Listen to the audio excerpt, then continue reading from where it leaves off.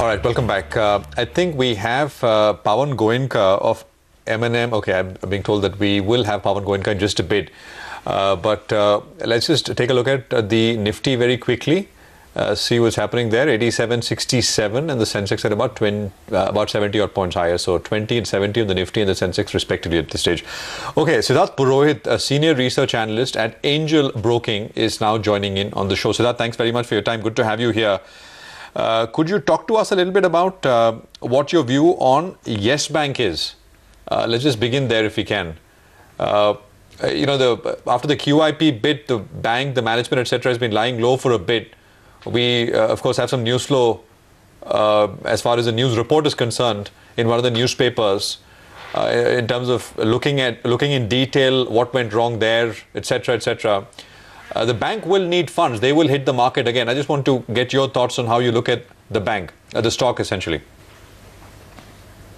See, I'll not be able to speak on what the news is all about, but what I can tell you is that the bank had been growing very fast and probably much higher than the industry. And if you see last quarter number, they delivered almost 33% loan growth. And to maintain this kind of loan growth, definitely the bank needs. Okay, Siddharth, just hold that thought. We're just going to come back to you. We have that conversation with Pawan Goenka. He's speaking exclusively to Ronojoy Banerjee. So let's cut across to that. You know, the government had been in place for some time. Okay, well, that's the management of M&M talking to Ronojoy Banerjee. We're going to keep getting you excerpts of that conversation through the day.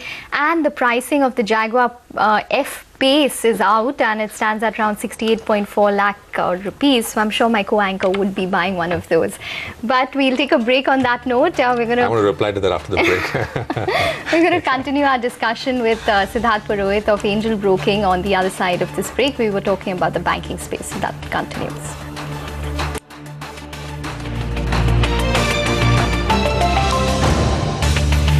Welcome back. Well, still in conversation with Siddharth Purohit of Angel Broking. He's the banking analyst there.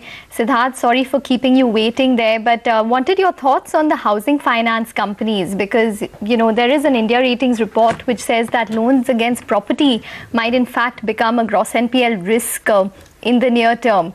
You share that view? See, if you cannot generalize it. It depends on company to company, housing finance and NBFC specific. But and again, it depends on the LTV that they have lended to.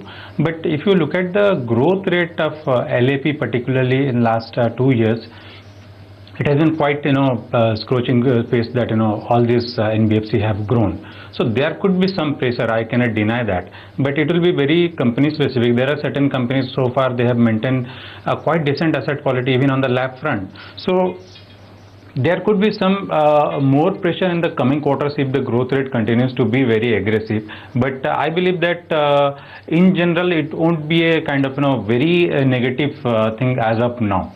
And we will be selective as far as NBFC is concerned and housing finance is concerned. Okay. If we're talking about the earning space, what exactly would your expectation be, especially maybe from the private banks? Do you have any top picks? In fact, if you observe the overall industry scenario, the credit growth again has remained subdued. It has marginally improved, but really not up to the mark. So I believe that private banks will again continue to deliver on a strong note, both on the your loan growth side, both on corporate side as well as retail side. If you just talk about company specific, I believe that Axis Bank stands out much better after these corrections, and if you look at last quarter result, they delivered really very strong set of loan growth, even though your bottom line was really not up to the mark because of high provisions, which was a known fact. But I believe that again this quarter they could deliver more than 20% growth on the loan side. And the good part is that for the large private banks like ICICI Bank and Axis Bank, the risk of asset quality is confined to their watch list, and we are not expecting that asset quality deterioration beyond this watch list. If you observe the last quarter number, Axis Bank, sure, out of the 3,600 crore slippages, almost 75% of the slippages came from the watch list itself.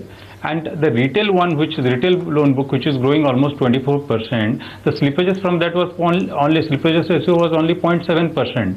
So you're expecting it to be better in terms of asset quality for Axis this time? No, it won't be, there won't be improvement, but I'm not expecting any negative surprise. Okay. The slippages will come largely again from the watch list itself. All so right. we are not expecting any negative surprise from that. Okay, so fair we are enough, positive on Axis Bank for the timing. All right, fair enough, Siddharth. That point is taken. So maybe Axis Bank could see a status quo or no incremental worsening according to Angel in terms of its asset quality this quarter. We'll take a break on that note, but more on the markets, more opinion once we're back.